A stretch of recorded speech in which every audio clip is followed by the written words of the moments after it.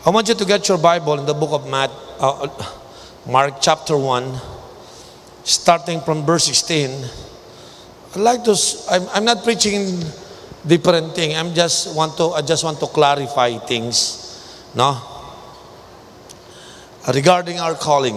Okay? Let's start from verse 16. Kung wala po kayong katabing may Bible, you can read your Bible. But anyway, we also have our LCD here. Okay, Mark 1:16, 17, and 18. Sabi po dito, as Jesus walked beside the Sea of Galilee, he saw Simon and his brother Andrew casting a net into the lake, for they were fishermen.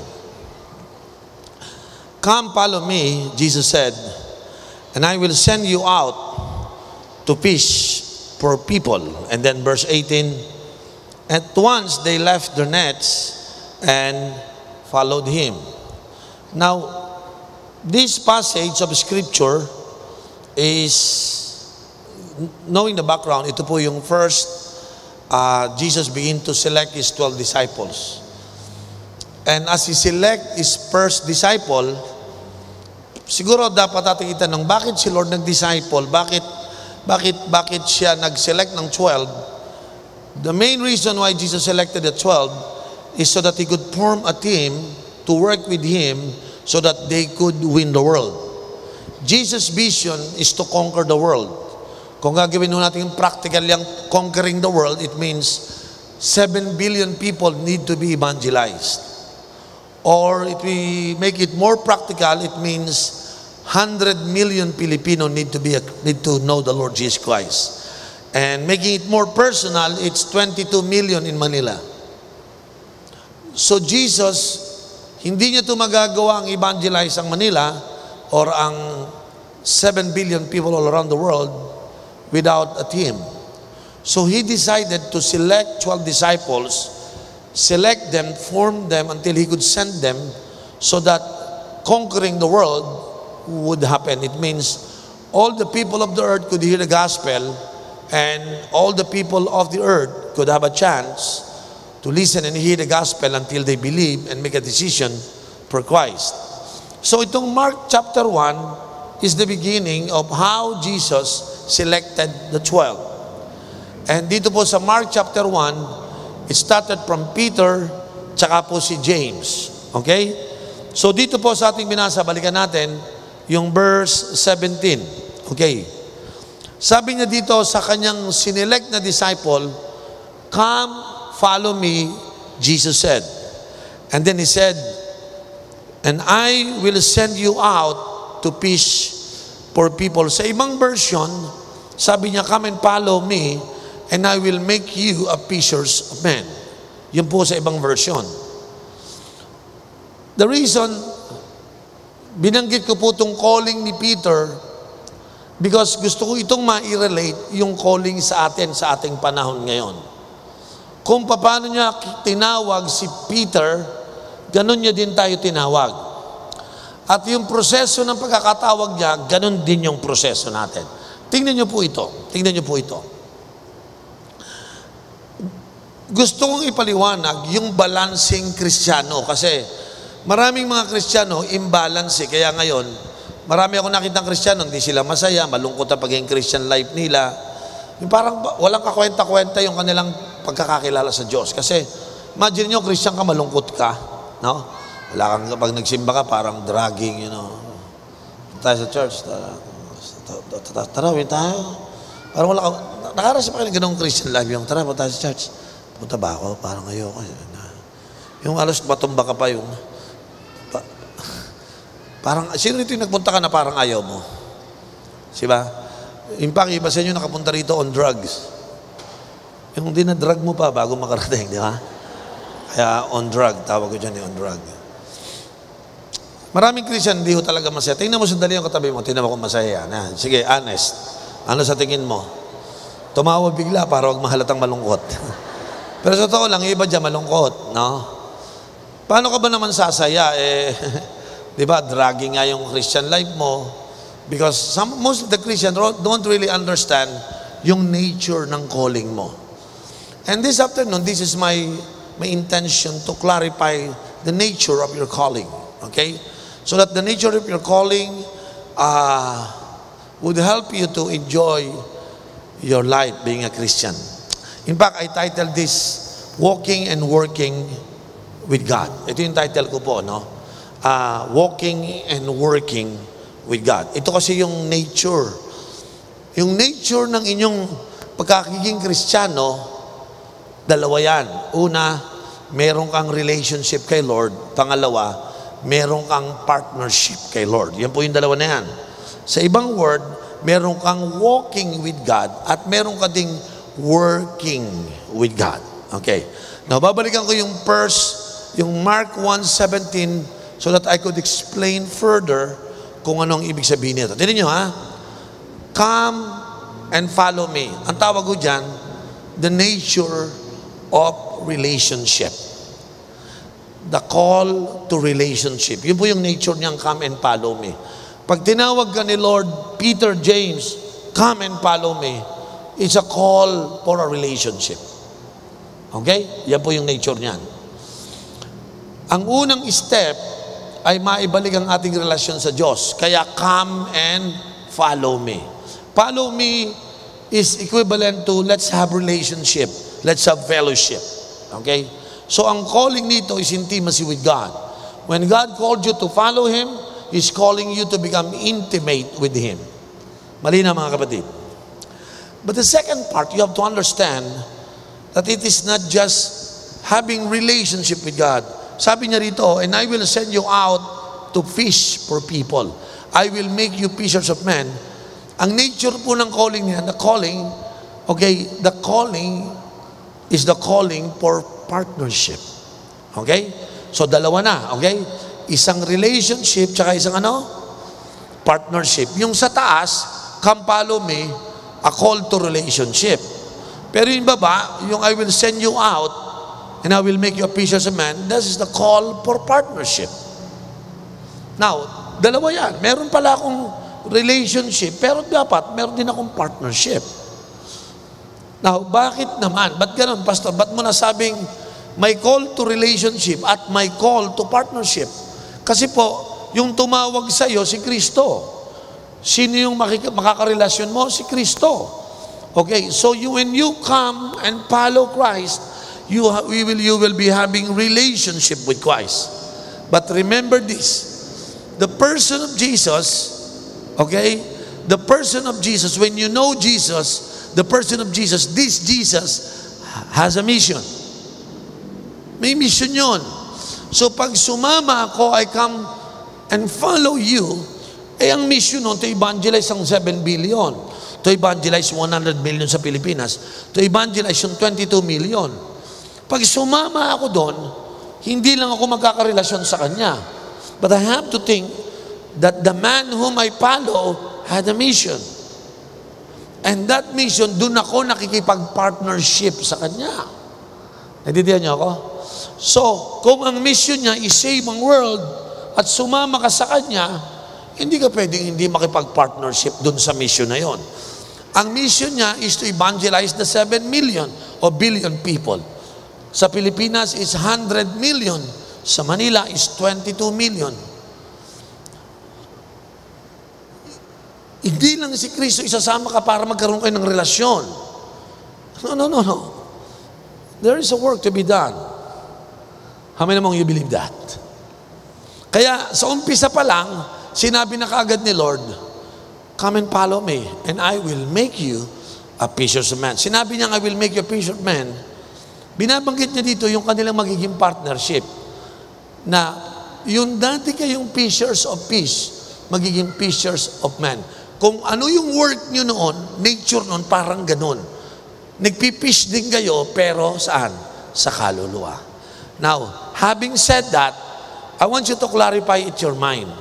Sa inyong mind, ang calling mo, hindi lang puro relationship. Kasama sa calling mo, na you are now in partnership with God. Amen. At yung partnership na yon, patungkol yan sa soul winning and making disciples. So yung word na sinasabi ko dito, pag naging Christian ka, ito yun, tingnan nyo ako, Come and follow me. Pag I follow Christ, I become a disciple. When you follow Christ, you become a disciple of Christ. You are now a follower of Christ. Therefore, you are now a disciple of Christ.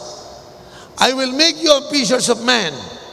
Now, my relationship with God makes me a disciple. But listen to this. But if I disciple men, ako yung disciple, naging disciple maker ako, nagdi-disciple ako ng isang tao, it talks about my partnership with God. My life is I am a disciple because I have relationship. Pero pertaining to works, ano ginagawa ko?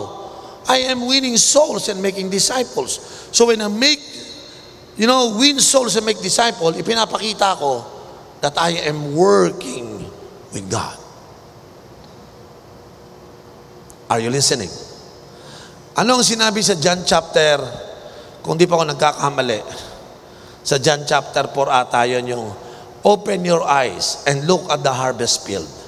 They are now ripe and ready for the harvest. Pray to the Lord of the harvest. Anong version? Open your eyes and look at the harvest field. They are ripe for harvest. Verse 36. Even now the one who reaps draw wage and harvest a crop, for so that the sower and the reaper may be glad together. 37. One sows and another reaps is true. 38. I sent you to reap what you have not worked for. Others have done the hard work and you have reaped the benefits of their labor. Verse 39. Oho, hindi ata yan. Okay, balik. Yung may exact verse. I just remember that passage. Open your eyes and look at the harvest field. They are now ripe and ready. Ripe and ready. Almost the same praise, no? Pareho lang, almost pareho. Pero gusto kong makita niya na, pray to the Lord of the harvest that He would send forth laborers. Yun po yung hinahanap kong verse. Tulungan niyo nga ako. Nakalimutan ko lang yung verse na yun, no? Now, as they look at that passage, tingnan niyo po ito. Christians had a problem. Nowadays, ang consequence dito, pag hindi mo to alam tong balance na dalawa na to, ang laki ng problema sa mga churches. Yung mga churches na natiling maliit, yung mga churches, ang dami-daming church activities, program, pero hindi lumalago. Ito yung nakakalungkot sa traditional church. Traditional church focus so much on their relationship with God, neglecting their responsibility, their partnership with God. Kaya, I don't know kung meron ditong bahagi pa ng traditional thinking. Yung bang paglinggo, pupunta ka, matutuwa ka, uwi ka na. Paglinggo, uwi ka. Sabi mo na, alam mo, nakaka-bless. Ang ganda ng teaching. Blessed na blessed ako. Kasi nga, ang emphasis ng utak niya is relationship. Ang tawag ko doon, one-way ticket mentality. Yung parang, pag sinabi ko one-way ticket to heaven mentality, secure na siya, may ticket na ako sa langit. Kung mamatay man ako, papunta na ako sa langit, sigurado na ako. So, wala na siyang ibang iniisip, kundi yung kanyang one-way ticket to heaven. Secure na ako, ligtas na ako. But he never understand that the plan of God, His calling is not just relationship. His calling is also to be in partnership with God. You are not just to follow Jesus, but you have to become a fishers of men. So dito po nag-i-struggle yung maraming Christians kasi siguro baka hindi ho nagbabasa ng Bible or probably nobody teaches them. So most of the Christians decided, pupunta lang sa church, uupo, mag-observe, titingin-tingin na gano'n. Pero siya mismo hindi niya alam kung ano maging Kristiyano. Pag nakakita siya ng napaka-committed, kakatuwa yan, ano? Pero siya hindi siya committed. Bakit ang Bible hindi maunawaan ng sabay-sabay ng lahat ng maraming tao para pare-pareho ginagawa din natin? Kaya maraming Christian malungkot. Yung ibang Christian naling lumaglag. Kasi nga dahil wala silang magawa kung ano na lang ginagawa nila sa Christian life nila. No? Dito pagpunta ng church, masaya. Pag uwi, lasing. Dito, praise God. Pag uwi, mamaya, bangag. Kasi hindi sila marunong makipag-work with God. Kasi nga, ang mahalaga, meron na akong one-way ticket to heaven. Pupunta na ako sa langit. Yun ang kanilang iniisip. But if you would look into the Bible, do not allow the devil to deceive you. Your relationship with God will always lead to partnership with God. Let me repeat that. Your relationship with God will always and should always leads to partnership with God. Now, tingnan niyo po ito. So, dalawa sinasabi ko, ha? Isang walking with God partnership, working with ulitin ko, walking with God is relationship, and working with God is partnership. Now, itong relationship, nano-nurture to dapat. Ang gagawin mo dyan, ino-nurture mo. Paano pag nurture ng relationship kay Lord? Every day you read your Bible day and night. Once a week, at least you go to your cell, probably, para mag-grow ka, mag-mature, no? Pangatlo, yung time to go to church on Sunday. Ang purpose niyan, yung cell, Sunday, and Bible reading, is to nurture your relationship with God so that you would grow, you would mature. Tama? Kasi pag nag-grow at mag-mature ka, dali ka na lang mag-work with God. Usually, yung mga hindi nag-grow, hindi nagmamature, yun ang ayaw makipag-work with God. Okay? Gusto niya lang church event and church activities. You know what? You can be here right now, you're struggling right now. May mga tao pag nagpunta sa church, parang hindi mapaano, yung nag-i-struggle kasi hindi ka nga sanay eh. No? Ang akala mo, ayaw mo yung religious life. No? Kasi ang akala nyo, ang church is a religion. No. Christian life is living relationship with God. Halimbawa, nag-asawa po ako. Yung asawa ko, pag meron kaming relationship, araw-araw kinakausap ko yon. Ha? Araw-araw nagkukwentuhan kami. Pareho kami ng direksyon, you know. We sleep together, we eat together, you know, we enjoy our life together. We serve God together. So ang aming relationship, masaya kami. Ano kaya ganito ginawa ko? Sweetheart, mahal kita. Araw-araw, I love you. Ba't hindi ako nag-work? Sasabihin ng asawa ko, kakain na ba tayo? Huwag mong isipin ng pagkain. Ang mahalaga, nagmamahalan tayo. Sweetheart, di pa tayo nag-aalmusal, nagtatanghalian, naghahaponan. Ang mahalaga, nagmamahalan tayo. Di ba sasabihin ng asawa mo, ang corny mo naman, di ba baka sabihin siya, magbalanse ka naman, di ka puro di puro pagmamahalan to, kinakailangan kumakain din tayo. Somebody need to work. Can I have a amen? Ganun din po, hindi pwede may sabihin mo kay Lord, I love you, Lord, I love you, Lord. And the one you follow, Jesus, is a man with a mission. You go with a man with a mission, I tell you, you will find yourself working with that man. So ganun po ang nangyayari. Now, so ibig sabihin, ang relationship, kailangan niya nurturing. No-nurture mo. Now, let's go to the other side. Partnering with God, partnership, or working with God. Ang kailangan natin sa pakikipag-work kay Lord para lumago ang ating paglilingkod sa Panginoon is training. Come on, say that word, training. Kung paano kailangan ng relationship ng nurturing, kailangan ng working with God ng training. So dapat ang isang Kristiyano, if you want to work effectively with God, you need to engage to God's training. Now, kapag tinitrain po kayo, mahalaga po yan. Tingnan nyo, ha? Balikan nyo yung verse 17. Mark 1:17. I will send you out to fish for people. Pero sa Mark 10:26 tayo no 21, sa Matthew 10. Tingnan nyo Matthew 10. Kapatid, lagay mo yung Matthew 10. Pagdating po sa Matthew 10, may iba siyang sinasabi sa verse 16. Okay? Tingnan nyo, I am sending you out like sheep among the wolves. O, pareho yung word na I am sending you. Ha? Sabi dun sa Bible, sa Mark 1:17, I am sending you out. Okay? To fish for men. Pero dito, I am sending you out like a sheep among wolves. O, paano yan? You want to work with God, I will send you to fish men. I'm sending you to become fishers of men. Pero dito, iba. Sabi po ng Matthew, kapatid, lagyan mo Matthew, chapter 10. I'm sending you out like a sheep among the wolves. Nakakita na po ba kayo ng Are you ready for this? Nakakita na po ba kayo ng sheep na kumakain ng wolves? Pastor, wala po nun. Ay, wala talaga nun. Pero merong wolves kumakain ng sheep.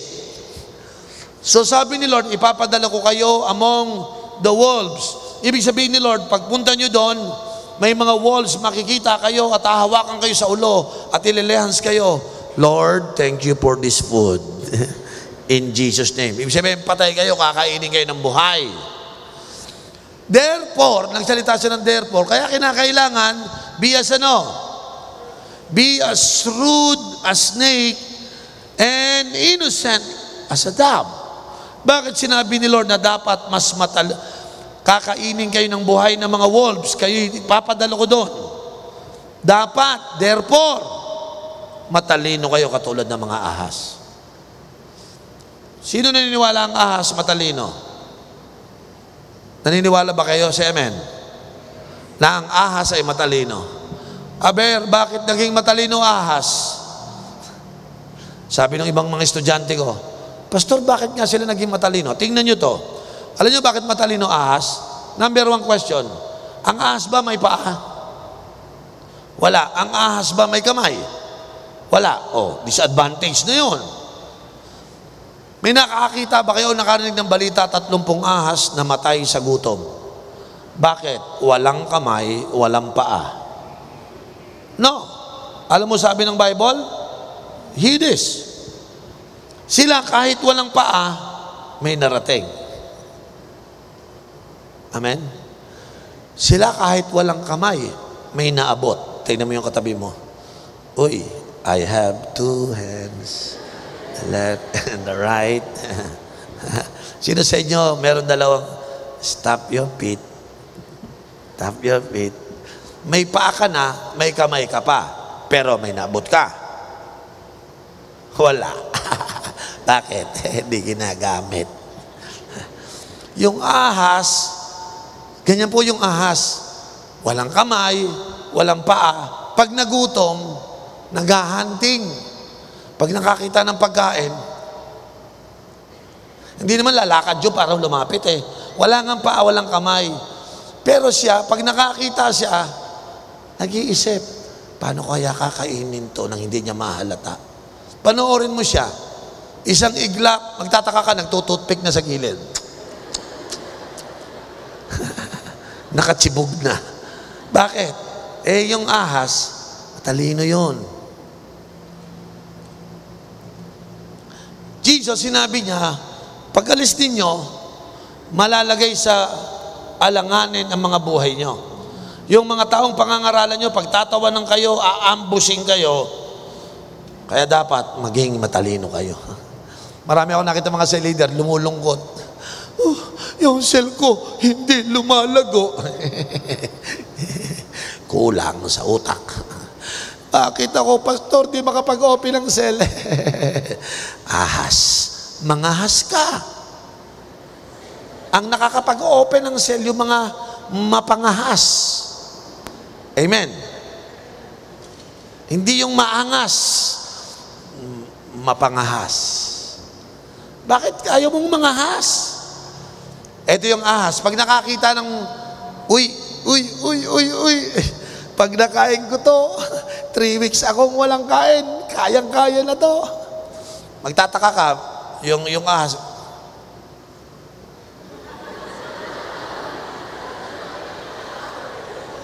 Di ba? Yung katawan nung gagapag na lang bigla. Tapos may ang konti, nagtututpik na. Bakit? Ito ginagamit eh. Marami mga Christian, tingnan mo, ang tagal na, wala pa rin disciple. Puro na lang, I will follow you. I will make you a fishers of men. Wala, Lord. Kasi nga, pinapadala kayo ni Lord. Pero tandaan nyo to, bago kayo ipadala ni Lord, may training. Kaya po dito sa Dulos, meron tayong pre-encounter, encounter, post-encounter, meron tayong SOL 1, 2, and 3. Yun po, inahanda kayo para matuto kayo mag-story ng gospel, marunong kayo mag-open ng cells, marunong kayo mag-pag-grow ng cell, para matuto kayong mag-disciple. You know, ang nakakalungkot, Dahil nga yung ating mindset, traditional, we don't like training. Listen, relationship needs nurturing, pero partnership needs training. Bakit? Sa paglilingkod sa Panginoon, dapat matalino tayo. Marunong tayo. Tanong ko siya, marunong ka na bang mag-share ng gospel? Hindi sa bus, ha? Hindi sa klase, ha? Doon sa kaopisina mo, te-timing ka doon, tse-tsempo ka doon. Oh, may nawin ka ba? Wala pa. Kasi nga hindi ka marunong eh. You are not as shrewd as the snakes. Kaya kita mo marami mga Christian, unproductive. Magpupunta dito, walang guest, walang imbitado. Ang tagal na. So, ang nangyari sa kanya, yun lang, pa-relationship lang. Pero huwag niyong kalimutan ang calling niyo, dalawa. The call to relationship and the call to partnership. The call to walk with God and the call to work with God. Madali mong in-nurture yung relationship. Ang kailangan mo, matrain ka para effective yung pakikipag-work mo kay Lord. Tingnan nyo. Balikan natin ulit yung isa. Okay. So, sino rito willing na mag-training para sa yung workmanship? Taas yung kamay, willing ka magpa-train. Pag nagte-train kayo, consistent kayo. Kasi para sa inyong partnership kay Lord yan. Kasi, sa makatuwid, ang ibig sabihin dito, Lord, ang ibig mo sabihin, pag tinawag mo ako to have relationship with you, that's right. You mean I will represent you on this world? Yes. You are now the ambassador of Christ. Kayo ang magre-represent ng heaven here on earth. Kaya nga po, yung job na yun, yung trabaho na yun, kailangan doon may ganito. Amen? Sa kingdom of God, sinasabi ko sa mga pastor, bawal ang tanga. Bakit? Pagtatawanan kayo ng demonyo. Kung tatanga-tanga kayo, gagamitin ko yung ang sarap, ang pangit pakinggan, no? Yung tatanga-tanga o yung bobo, naku, kawawa yan. Pag lalaroan ka lang ng demonyo, mamayang konti, sasabihin mo lang ganito, ano magagawa ko? Talaga naman bobo, talaga. Hindi pwede yon. Dapat marunong ka. Si Eme, tinin mo yung katabi mo. Sabi mo, be smart like snakes. Sabi ko nga, mabuti pa yung snake, walang paa, walang kamay, pero may huli. Ha? You will catch men. Balikan mo bro yung yung aking Mark 1:17. Sabi dito, to fish for people. Dapat may mauhuli kang isda. Alam niyo yung nanguhuli ng isda, ano ginagawa nung nanguhuli ng isda? Di ba mayroon siyang bingwit, tapos mayroon siyang pain? Ano ginagawa niya? Kukuha siya ng di ba? Tilapia. Lalaki ng tilapia dito. Ano gagamitin mo? Papainan ko to ng galunggong. Ha? Mas malaki pa sa hulihin mo. Pag hindi ka marunong, wala ka mahuhuli. O kaya sabi mo, manguhuli ako ng shark. Bulate. Makakahuli ba ng bulate? Talagang dapat gagamitan mo nito, no? Pastor, wala pa rin ako mahuli. 3 araw na po ako nanguhuli ng shark. Ano ba inuhuli mo? Shark. Ano pain mo? Tebulats. Hindi pwede tebulats doon. Bulate, ibig sabihin, worm. Hindi ka pwedeng manghuli ng bulate. Dapat practical ka. Ilalagay mo doon yung mga panga ng tanigi. Ganon. Naintindihan niyo ba ako? Ilalagay mo doon yung malalaking galunggong. Sasagpangin nyo ng mga malalaking isda. Pero bulate. Mali, di ba? Ang bulate, punta ka doon sa bukid, pantilapia, mga dalag, bulig, yun, mga pwede yun. Pero pare, baliktad yung pain mo eh. Sa pangingisda pa lang, hindi pwedeng iwala nito. Tama po ba? So meaning to say, lagyan natin ito ng kalinawan lalo. Pag ako nakakilala kay Kristo, dapat maging disciple ako, susunod sa Kanya. Habang sumunod yung disciple, sunod lang ako ng sunod sa Kanya. Pero di ako pwede sunod ng sunod. Subukan sumamay, siya ang bibigat ng binubuhat ni Lord. Ang dami niyang ginagawa. Susunod ka lang. Galing mo, Lord. Di ba sasabihin siya ng Lord, tumulong ka naman. Halika. Hindi po ako, ganito gawin mo Kaya kita mo si Christ, nag-select siya ng 12 kasi ang evangelize niya, buong mundo. Hindi niya magagawang mag-isa yun. He decided not to tell this to the angels, but he decided to disciple 12 people, and this 12 disciples, sila ang magko-conquer ng world. But you would notice, it took 3.5 years to make 1 Peter. It took him 3.5 years molding, training these 12. And after training these 12, nung siya'y namatay at nabuhay muli, then bumalik sa langit, yung 12, train na. Wala na siya, now ready na sila ngayon. Pag-preach ni Peter, 3,000 agad ang nakakilala sa Panginoon. The next day is 5,000. The next day is 3,000. Why? Because Peter has been trained by Jesus and he is ready to work with Jesus. Tip ko sa inyo to, kung talagang Kristiyano ka, tanungin kita, kamusta ba yung pagkikipag-work mo kay Lord? O nadaya ka rin nung katulad ng mga traditional Christians na ang malaga, pupunta ako na linggo, uupo lang pa, palakpak, makikinig kay Bishop Uriel. Well, the truth is you can develop your relationship here if you come. But hindi madidevelop dito ang inyong working relationship with God. So kinakailangan, yung mga ino-offer na training, sumama ka doon. Para pag-uwi mo, pagbalik mo sa opisina mo, marunong ka ng konti na, may alam ka ng gagawin. Imagine mo wala kang training tapos gusto mo mag-serve kay Lord. Di ba, sa kagaling, nung linggo sa ka nagpunta, ano ka mo? Nung linggo sa ka nagpunta,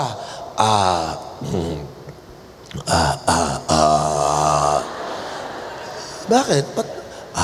Lord, ba't walang lumalabas? Kapatid, kaya walang lumalabas kasi wala namang pumasok. You need to train yourself. Amen po ba? Bakit ako nakakapagsalita sa inyo ng ganito? Yung parang, si Bishop parang confident na confident pag nagtuturo. 26 na taon na po akong pastor. Meaning to say, I gone through a lot of training. The confidence level that I have, the clarity of my teaching depends so much on my training. Kung hindi po ako nag-train, malabo sasabihin ko sa inyo. But I can preach. Hindi nyo ba napapansin si Bishop? Hindi ako nagtuturo na lagi may notes. Naka-notes na dito yon. Kasi nga tinrain ko sarili ko na magsasalita ako nang alam ko sinasabi ko. Kahit wala akong notes, I can share and I can preach to you. Bakit? Na-equip na ako. Alam ko na makipag-work kay Lord. Na-train ako. So what happened to me is that in the first year of my ministry, 1988 to 2004, I learned how to gather 200 people. But by 2004, I trained these 200 to work with God. Yun. Tumakbo tayo ng around 15,000 patungo sa 20,000. Bakit? Kasi po sa dulos, marami na ritong natutong makipag-work with God no? Kaya gusto kong palakpakan ninyo yung mga taga-dulos na masisipag makipag-work kay Lord. Alam nyo ba, ang Dulos for Christ, we have more than 2,000 cell leaders. Baka gusto mong sumama. Yung iba sa atin, ano tayo? Pastor, ang calling ko, umupo at mangitlog. Yung puwet mo, pare, nakabakat na dyan Baka naman gusto mo namang tumayo. Amen. Tingnan mo yung katabi mo. Sabi mo, sister, bakat na.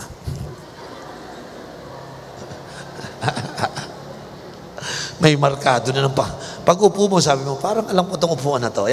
Bakat na. Kasi lagi ka nakaupo dyan Sino sa inyo hindi na kayo makakontentong nakaupo lang sa dulos? You want to work with God. Come on! Woo! Diba? Parang, ma-promote ka naman. Ganito kasi promotion From a disciple to become disciple maker. Disciple ako ngayon, bukas, disciple maker na rin ako. Kasi si Kristo, dinisciple si Pedro, pagkatapos ng training, naging disciple maker. Ikaw, come and follow me. So, ano ginawa mo? Wala, sumusunod lang. Ano pa? Sumunod lang ulit. Basta kung saan si Lord, sama ako. O tapos, ano ginawa mo? Wala, sumusunod lang. Alam mo, kung nagtatrabaho ka at may isang taong sumusunod lang, I love you. Ano I love you kanya tumulong ka? Di ba? Tama po ba? Sino sa inyong mahal niyo si Lord? Sabihin mo araw-araw, I love you, tapos hindi ka nag-work. Ikaw mismo mabobore. Si Tracy, mahal na mahal ako nung anak ko. Kahit saan ako magpunta, gusto nyo, dikit mukha kami palagi. Si Tracy. So pag nakaupo ako dyan, didikit dyan, Daddy, didikit, so, anak, dikit mukha na naman gusto ko isa. Minsan sama siya sa akin ng sama. Minsan, I'm working on my garage. Lalabas yon, Dad, anything can I do? Dad, can I help you? Sabi ko, you're too small, you cannot help. Kaya ko yan, Dad. Anong gusto mong gawin ko? Gusto mo kahit tagapunos lang ako ng pawis mo, I want to help you. Halika dito. Nakakatawa ka. Sana lahat ng Christian katulad mo. At least tagapahid ka man lang ng pawis ni Jesus. May malaking pakinabang yan. Mga kapatid, it's time to work with God. Look at the people outside. They are dying, they are hopeless, and they need God. And the only person can help them is us. Tayo po. Kaya, tanggalin nyo sa isip ninyo that you are joining a religion in this place. This is not a religion. This is about our relationship with God and our partnership with God. Pag kayo tagadulos, una, may relasyon ka sa Diyos. Pangalawa, may partnership ka kay Lord. Ayokong makita lang kayo that you are walking with God. I want to see every one of you working with God. Pag estudyante ka, begin to work with God in your campus. Come on. Parang nalungkot ang mga estudyante. Pastor, kinakailangan talaga, when I was a student, I tried to do my best. Alam niyo po, nung ako estudyante, lahat ng gwardiya inuhuli ako. Pero sabi ko, walang batas sa Pilipinas na bawal mag-preach sa loob ng eskwelahan. So pag inuli niyo ako, paglabas ko, magpipreach din ulit ako.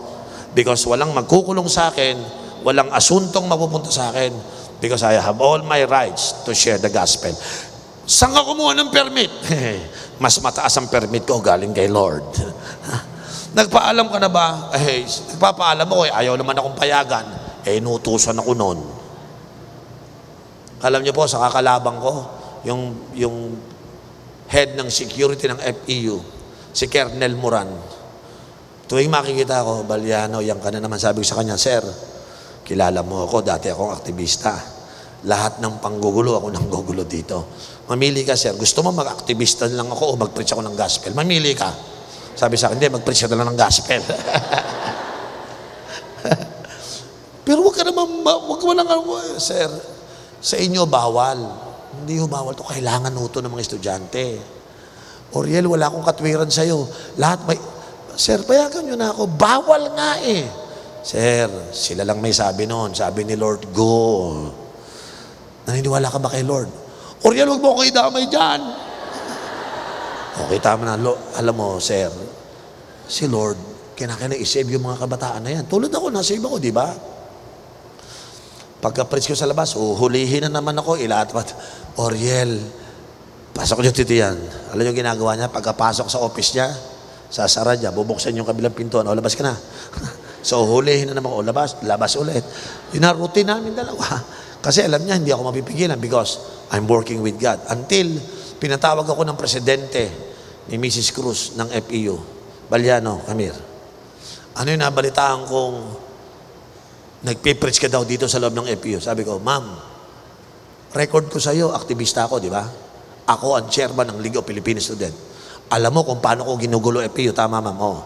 Mamili ka, magpipreach ako o manggugulo ako, aktivista ako.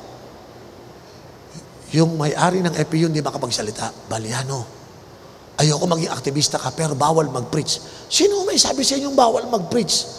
Masamang mag-preach kung dinadala ko sa masama ang mga tao. Pero dinadala ko sila sa kabutihan. Dapat nga kampihan nyo ako. Kinakalaban nyo pa ako.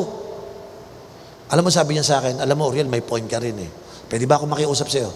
Pwede ba kung mag-preach ka, doon ko na lang sa rooftop ng AB building. Doon ko na lang, doon sa rooftop. Sabi ko, Ma'am, walang bubong yun, ang init yun. Pero papayag ako, Lord, basta payagan mo lang ako. Alam niyo po nangyari? I fight for my work for God. Alam niyo ginawa ni Lord sa akin doon? Yung rooftop, every Friday, nagagather ko doon 500 to 700 student. Doon ako nagpipreach. Walang mic. Yung mga bata umakit sa taas. Sa bandang huli, sabi ko doon sa presidente ng FEU, ang hirap pong magsalita. Ang daming bata eh. Pwede ba magdala akong sound system? Sige, pwede naman. Huwag mo lang lalakasan. Sige, ma'am, kasi ang hirap mag-preach. 700, wala akong mic eh. O sige. Tsaka dadala na rin ako ng gitara para may worship kami. Maniwala kayo, every Friday, bulabog ang buong FEU dahil may praise and worship ang mga Christian doon. Man, I work for God. Wala akong sweldo. But I know I have to work for God. Na-inspired po yung maraming student, lahat po kami, lahat ng estudyante. Pag vacant, sigurado may Bible study yon. Kami mga student nung araw, I learned how to work with God. Kaya po hanggang ngayon, nilagay po kami sa Asia Magazine na merong isang strong youth movement sa loob ng isang paralan, sa loob ng FPU. Nalagay kami sa Asia Magazine. Why? Because it's a phenomenon. Wala ko kasing ganung mga church, wala ko mga ganung mga Christian organizations sa maraming campus eh. Pero alam niyo po, nasa kapalan lang ng mukha pala yan. Kahit anong bawal, sabi ko, pumunta ako sa UST, mag-start ako ng Bible study ron. Bawal daw, sabi ko, bawal. Huwag ka sige, bawal. Pag nakatalikod sila, doon kami sa ilalim ng puno, Bible study ulit. Bakit? Walang bawal, si Lord may sabi nito eh. Mas mataas yung nag-order kaysa dito sa mga gwardiya lang. Sino mas mataas, si Lord o si gwardiya? Di ba? Bawal daw. Sabi ko, bawal pag ako nagugulo, nag-iingay. Pero kung tahimik lang naman, hindi naman masama yun. Di ba? So, you know, I believe every student should go like that. Dapat mag-work kayo ni Lord sa mga campus. Pastor, yung mga young adult, yung mga nasa Makati, nako, yan ang assignment nyo. Ha? Yung iba kasi pag nagtatrabaho na, hindi na ako mag-serve kay Lord. Bakit? May trabaho na ako eh. Ang ganyang paglilingkod kay Lord, yung mga walang trabaho. Ano? Busy na ako eh. Alam nyo, ang mga nagtatrabaho kay Lord, bawal ang tamad. Kapag ikaw ay busy sa job, lalo kang qualified. Ha? Lalo kang qualified. Mga young adult, taas yung kami ng mga young adult na nagtatrabaho sa Makati. Ito tip ko sa inyo. Dapat kayo ang pinakamatindi, pinakamagaling na Kristiyano dyan. Yung bang tipong, dahil sa galing mo, tatakutin ka ng boss mo, sir, sige, it's your loss pag umalis ako. Alam nyo, pag magaling kayo at mataas ang posisyon nyo, lahat kayo, i-goal nyo mataas ang posisyon. Para hindi kayo tinatakot ng boss nyo. Yung sila ang matatakot na mawala ka sa kanila. Ganun ang level mo. Amen. Kasi pag pipitsugin ka, ano yung ginagawa mo? Wala po. Ano Bible sabi? Hindi po, nagbibiro lang. Kasi pipitsugin ka lang eh.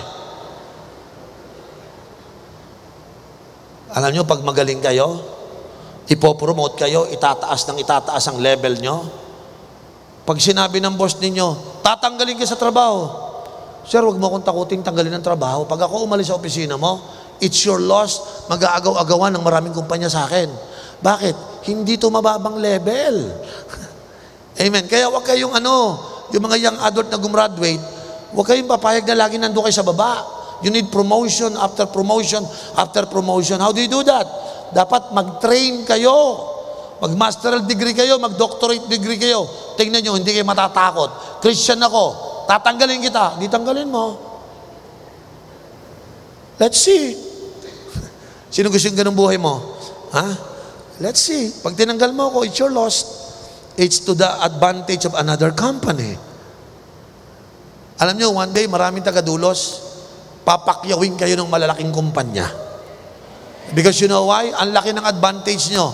Alam nyo ba yung magagaling na cell group leader dito? Ha? Hindi ko lang yung ginagawa. Nung araw po, yung mga taga Johnson & Johnson at other companies, sumusulat sa akin yan, Pastor, bigyan mo naman ako ng newly graduate. Kasi gusto nilang makuha yung mga taga-dulos. Alam nyo kung bakit? Kasi pag taga-dulos ka, galing ka sa campus, nag-ministry ka doon, marunong ka ng human engineering. Marunong ka magdala ng tao, yung mga nadi-discourage, na-encourage mo. Yung konti, dumadami. Marunong ka ng productivity. So pagpunta nila sa opisina, tanong ng mga manager, ano alam mo? Sir, umawak po ako ng cell group. Ano yon? Sa church po namin. Ano nangyari sa cell group mo? Nung umpisa po, 3 lang kami. Ngayon, 300 na kami. Paano mo napalago? Marunong po ako mag-manage. Sabi naman ng kumpanya, kukunin ko to kasi marunong mag-handle ng tao eh. Natalo nila yung mga taga-Lasal, taga-Ateneo pagdating sa people management. Kaya mga estudyante, pag kayo nagsa-cell group leader, hindi lang kayo cell leader, natututo kayo ng people management. Are you listening? Lahat na young adult, pagpunta nyo sa Makati, sa Ortigas, lahat ng natutunan nyo sa church, baka akala nyo pan-church lang yon. No. That's human engineering. Kaya po yung iba mga taga-dulos ngayon, sumusweldo sa yung iba dito, sweldo niyan mga 3 digits na. And all of them will tell me, Pastor, salamat sa pag-train mo sa amin. Advantage ako. Kahit yung mga sikat na paaralan, nauunahan ko. Bakit? Meron akong skill na tinuro mo sa akin na hindi tinuro sa mga eskwelahan nila. Human engineering. Wala pa akong course niyan. Human engineering. Sa dulos, basic ang human engineering. Magsisimula kang mag-alaga ng isang kaluluwa, 2, 3, magbubuo ka ng team, pagagalawin mo yung team, may goal setting. Yung mga aming nasa sales, maniwala ka sa iyo, kumusta sales? Pastor, number 1 na naman ako. Pinopost sa mga Facebook, number 1, top notcher sa sales eh. Sabi ko, bakit ka top notcher sa sales? Pastor, alam ko mag-fulfill ng goals. Alam ko mag-motivate ng mga tao. Sabi ko, itamo, saan mo natutunan yan? Sa church. You know why? Because training will help you to work better. May natutunan na ba tayo mga kapatid? So sa hapon pong ito, before I close, I encourage everyone. Okay? Lahat po kayo, hindi lang kayo magkakaroon ng relationship, but you need to have partnership. Last verse na babasahin ko mga kapatid. Okay, tingnan niyo po ito. Okay? Last verse na gusto kong makita po natin. I think Mark 1 verse 19. Tingnan niyo, then we will close. Okay? Tingnan niyo po ito. When he had gone a little farther, he saw James, son of Zebedee, and his brother John in a boat, preparing their nets. Gusto ko pong makita niyo po yung word na preparing their nets. Sa isang analogy, bakit ang marami sa atin ay walang magandang working relationship with God. Tignan niyo po ito. Ang mangingisda, bago ho sila mangisda, ang unang prinsipyo, una, malinis ang net. Pangalawa, walang butas ang net. That's why mababasa niyo po dyan, they are preparing their nets. When James and John is preparing their nets, ang una nilang ginagawa, they wash their nets. Pangalawa, they mend their nets. Tinatahi, walang butas dapat. Kapag naugasan at natahi, tomorrow, they are ready again for a great harvest. This analogy, ito pong picture na pinakikita, ito po yung gusto kong i-share sa inyo bago ako magwakas. Some of you, hindi na kayo nanguhuli ng isda ngayon. Hindi na kayo nagwiwi ng souls, ayaw nyo na mag-disciples. For certain problem, either your nets needs to be washed because marami ng basura. Ang Kristiyanong namumuhay sa kasalanan ay Kristiyanong mabasura. Kapag ang net may basura sa loob at ibinato mo panghuli, ang net ay magiging pantaboy sa isda. Yung dumi at kalat dun sa net na hindi nawala, yun ang magsisilbing pantaboy sa mga isda. Tama po. Pag ang buhay mo hindi maayos, hindi ka tama. Ibig sabihin, mga ginagawa kang mga malit kasalanan, nakikita po ng mga tao yan sa buhay mo. Nakikita ka nila kung paano ka masamang magsalita, yung iyong temper, yung iyong kasinungalingan. Walang makakakilala sa Diyos through you. Bakit? Nakikita nila yung basura sa iyo. Kaya yung iba po, pag masama ang kondisyon ng buhay nila, wala na silang right to become fishers of men. Or, pangalawa, yung ibang mga Christian, hindi lang sa basura ang problema, yung iba naman ganito. Butas-butas yung nets nila. May mga taong tumatanggap sa kanila, naniniwala sa kanila, but in just a matter of time, mawawala itong mga taong ito. Parang yung isda nahuli na sa net dahil butas, nakawala pa. Alam niyo kung bakit nawawala ang mga tao sa buhay natin? Broken nets speaks about broken lives. You know, may mga Christian, hindi na sila nagsaserve kasi nag-backslide sila for certain reason. For example, na-offend sila sa isang leader, sa isang kapwa niya Kristiyano. And then, yung hindi siya makapag-forgive, his life offended, nagalit na siya. Yung iba naman siguro, na-broken ang kanyang heart because sinaktan siya or probably may failure siya. Yung iba po, hindi na makapag-serve kay Lord ngayon Kasi na broken ang heart niya, marami siyang pinagpe-pray, pero it seems na si Lord hindi pa binibigay. So nangyari sa kanya, na-discourage, masama ang loob, binlame niya si Lord. Now, the heart is broken. Ang dami ko nakita mga taga-dulos na pwede sila maging fruitful, maganda ang kanilang Christian walk. But they don't learn how to forgive people who hurt them. They don't know how to bounce back from their failures. Galatians 6:1. Basahin niyo po ito. Galatians 6:1. Ang sabi po ng Bible, brothers and sisters, if someone is caught in sin, yan po, basura na yan. Pag may nahuli ka daw, Kristiyanong nabasura na sa kasalanan, you who live by the Spirit should restore that person gently. Why Paul is telling the person to be restored? But watch yourself or you may also be tempted. Bakit gusto ni Lord i-restore yung taong yan? Because sa Bible, ang restoration is gustong-gusto ni Lord so that that person can go back once again to serve God. When you are not restored, pag madumi ang katawan mo, may basura ka, butas-butas ang puso mo, there's no way you can serve God. And God want to restore you. God want to restore you so that once more, you can bounce back and you can serve God again the way you served Him before. Ulitin ko, sa lahat ng mga taga-dulos o mga Christian ng matagal na narito ngayon, ang panawagan sa inyo sa hapong ito, forget about your experience in the past. Forget about your failures. Forgive those people who hurt you. And let the Holy Spirit restore you back. Prayer ko po na bago po kayo umuwi, lumabas sa pintuang yan, restored na kayo. And now you are ready again to live in partnership with God so that you can serve God again. Amen? Wala pong dahilan kung meron po ditong nanghina. Siguro ayaw mo na, hindi ka na nagsasell leader ngayon. Or some of you tumigil ka na sa pakikipag-train, sa training mo. Or probably you don't attend a cell anymore. Why? Because are you hurting?